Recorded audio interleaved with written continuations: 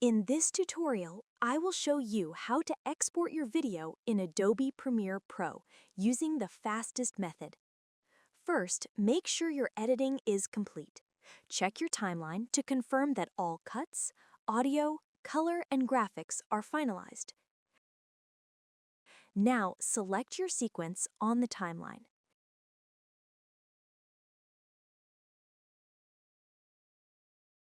Then press Ctrl+M on your keyboard. This shortcut instantly opens the Export Settings window. Click Output Name and choose the folder where you want to save your exported file. Next, select Match Source High Bitrate. Choose H.264.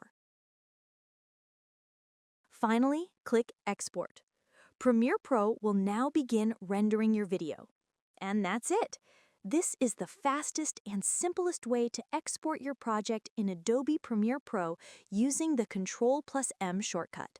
Don't forget to like, subscribe, and stay tuned for more tutorials from Adobe Academy.